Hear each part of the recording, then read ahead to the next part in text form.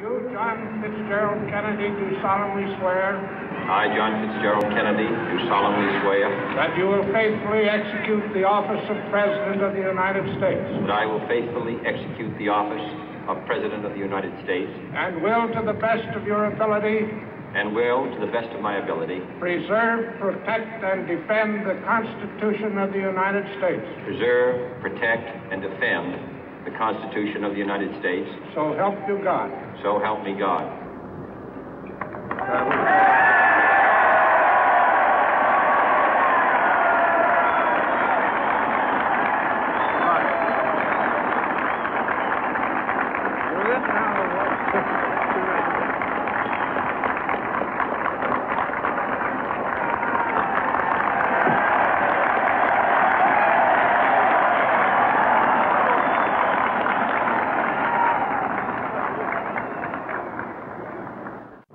Vice President Johnson, Mr. Speaker, Mr. Chief Justice, President Eisenhower, Vice President Nixon, President Truman, Reverend clergy, fellow citizens. We observe today not a victory of party, but a celebration of freedom, symbolizing an end as well as a beginning, signifying renewal as well as change. For I have sworn before you and Almighty God the same solemn oath our forebears prescribed nearly a century and 3/4 ago. The world is very different now, for man holds in his mortal hands the power to abolish all forms of human poverty and all forms of human life. And yet the same revolutionary beliefs for which our forebears fought are still at issue around the globe. The belief that the rights of man come not from the generosity of the state, but from the hand of God. We dare not forget today that we are the heirs of that first revolution. Let the word go forth from this time and place to friend and foe alike that the torch has been passed to a new generation of Americans born in this century, tempered by war, disciplined by a hard and bitter peace, proud of our ancient heritage, and unwilling to witness or permit the slow undoing of those human rights to which this nation has always been committed and to which we are committed today at home and around the world.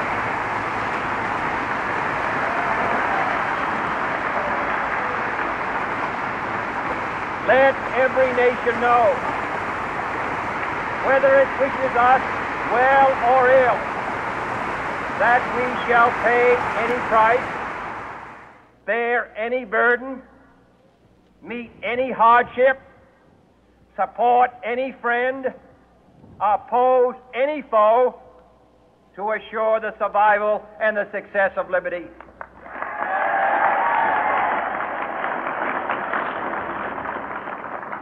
This much we pledge and more. To those old allies whose cultural and spiritual origins we share, we pledge the loyalty of faithful friends. United, there is little we cannot do in a host of cooperative ventures. Divided, there is little we can do, for we dare not meet a powerful challenge at odds and split asunder. To those new states whom we welcome to the ranks of the free, we pledge our word that one form of colonial control shall not have passed away merely to be replaced by a far more iron tyranny. We shall not always expect to find them supporting our view, but we shall always hope to find them strongly supporting their own freedom, and to remember that in the past, those who foolishly sought power by riding the back of the tiger ended up inside.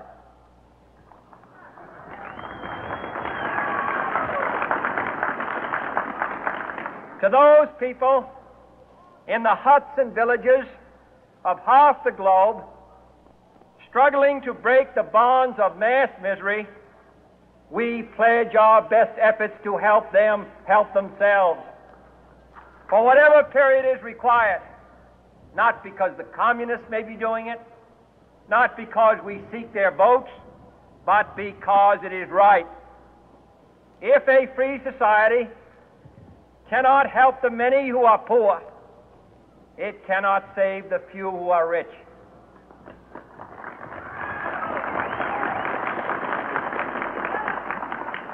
To our sister republics south of our border, we offer a special pledge to convert our good words into good deeds, in a new alliance for progress, to assist free men and free governments in casting off the chains of poverty. But this peaceful revolution of hope cannot become the prey of hostile powers. Let all our neighbors know that we shall join with them to oppose aggression or subversion anywhere in the Americas. And let every other power know that this hemisphere intends to remain the master of its own house.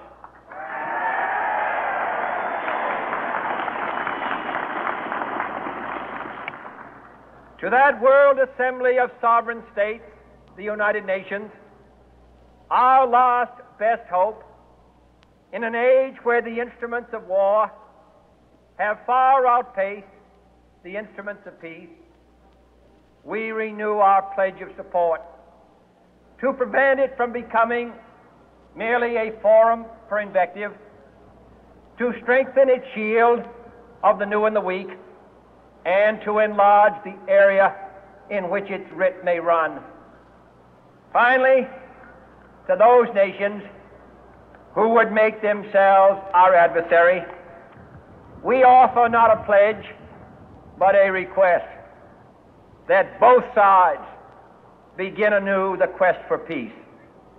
Before the dark powers of destruction, unleashed by science, engulf all humanity in planned or accidental self-destruction, we dare not tempt them with weakness, for only when our arms are sufficient beyond doubt can we be certain beyond doubt that they will never be employed.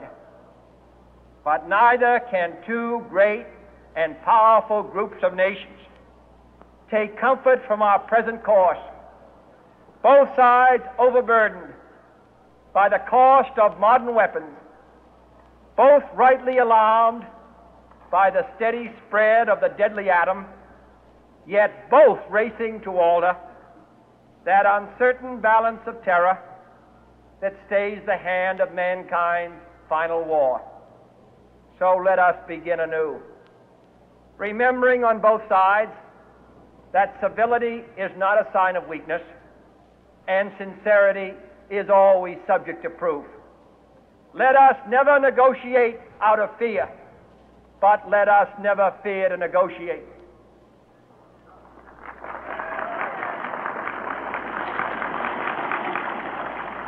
Let both sides explore what problems unite us, instead of belaboring those problems which divide us. Let both sides, for the first time, formulate serious and precise proposals for the inspection and control of arms, and bring the absolute power to destroy other nations under the absolute control of all nations.